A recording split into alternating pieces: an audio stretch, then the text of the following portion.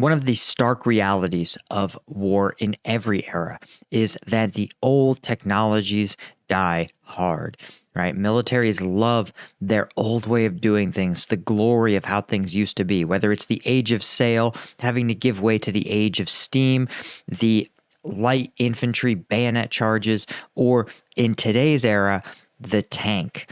Interviews with Ukrainian tankers reveal the stark reality of tank warfare on the modern battlefield. Let's get a look and see what insights these guys have who are living it every day.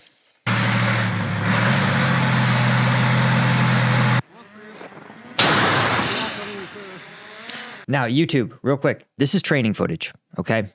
This is on a training ground. The interviews are with real tankers, but they're doing their firing tables, right, which is very common for units who maybe haven't worked together or who maybe are getting new equipment to come together, train on the new equipment, learn how to maneuver as a single unit, get used to one another, and of course, refresh their skills.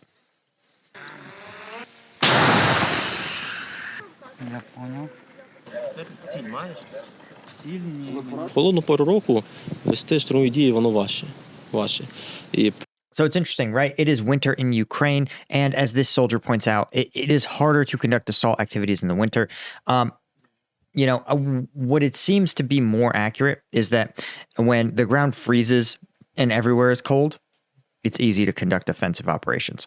And when, of course, there's no rain, nothing is wet, everything is dry, it's also easy to conduct offensive operations. It gets really hard when you're in the rain, muddy, freezing conditions. Those are the most punishing. Плюс, так як зараз вже змінились правила війни, тобто зараз вже такими колонами, там, де залучаються танки, БМП, нема сенсу проводити, тому що все розвивається, вже з'явилися FPV-дрони, камікадзе, ти не встиг виїхати, як тебе вже виявили і проти. Yeah, this is a stark reality that we've talked about in other videos and we've watched on Combat Vet News. When you have extensive use of mines and extensive use of drones, and you're fighting in this big open terrain. Remember, tanks historically have favored open terrain because it's less restricted. They can maneuver around the battlefield, and they're meant to be spears that punch through enemy lines. The problem is that when you use mines, you force the tanks into a little narrow road. And once you do that, the tanks can't maneuver. There's only one turret facing forward. All the other tanks are sort of stuck behind their fellow vehicles. And so you have this situation where you have your most powerful battlefield force is trying to squeeze through a straw. It's like trying to fit a river through a straw. At the end of the day, no matter how powerful the river is, there's only so much water that can get through that straw. And that's what you have with the tanks, right? They've been constrained by the use of mines. And as he talks about, once you've again, like trying to block a river. It's hard to block a whole river, but it's very easy to stop when you know where the water is going to be. It's going to be coming right out of that straw. So all you need is a thumb to stop it. Or in the case of this soldier, a drone. Противник піднімає все, що в нього є, для того, щоб знищити танк. Як всі знають, коли ти бачиш танк противника, ти його намагаєшся знищити в першу чергу. Тому що це дуже сильна зброя, маневрена, з потужною гарматою.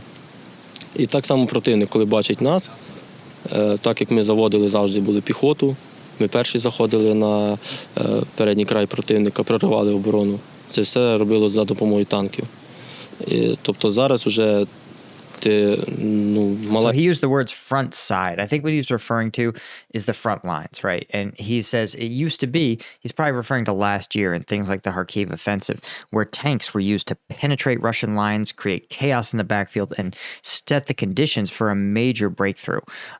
Now Russia has adapted its tactics, and now we're seeing Russian forces be much more able to spot offensives, right? As he points out, right? Offensives start in the safety behind the lines and they push out past the lines.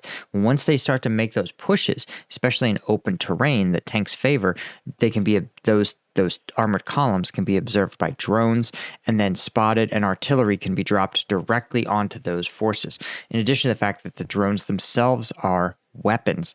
Now, guys, if you're watching this video, I know that you're highly informed about the Ukraine conflict. And when you go to your holiday dinner, you're going to have to deal with your uncle or your cousin and their hot takes, and it's going to take a lot of energy. I get that. That's why I've created Strike Gum. Strike Gum is, of course, the world's premier energy gum.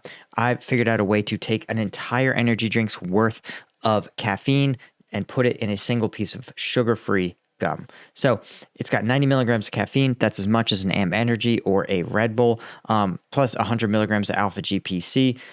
Zero sugar, 15 calories per piece. So you know it's not going to screw up your macros, your diet. We all are trying to not gain that much weight over the holidays.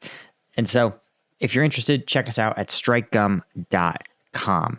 Of course, if you want the tray, that's 75 pieces of gum, the equivalent of 75 energy drinks. But unlike a $4 energy drink, this is like, works out to like 90 cents a piece.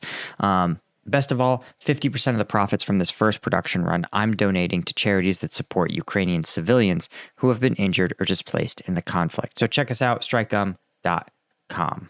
Okay, let's get back into it. Я ймовірно, що ти доїдеш до цього переднього краю. Це треба розвивати реп, глушити ці FPV-дрони, щоб можна було наносити нормальне вогневе ураження.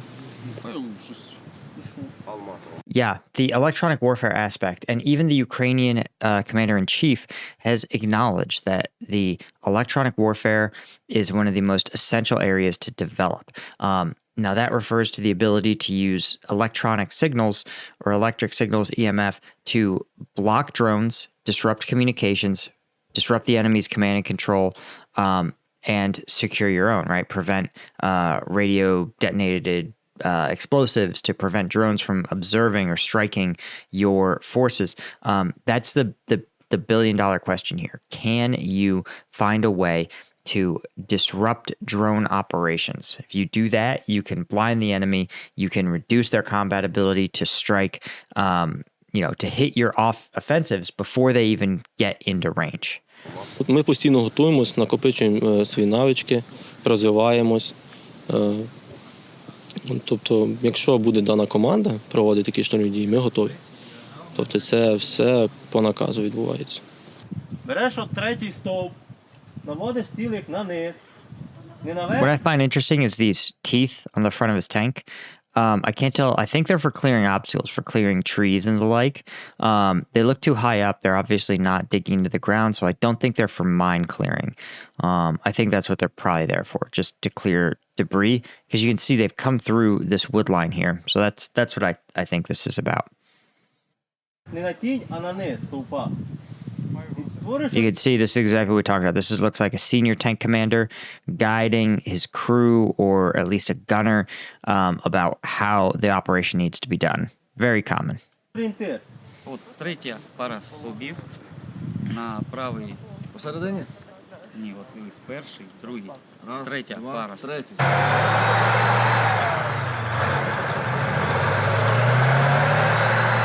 And it's one of the things that's so disappointing in seeing this is that the NATO forces were so certain that their tanks would be these game changers, and the fact is, they don't appear to be. Right, and unfortunately, if there's one thing we know about militaries is that they're inherently kind of conservative institutions, and I mean that in the old school way, right? Like they literally don't like change, and so.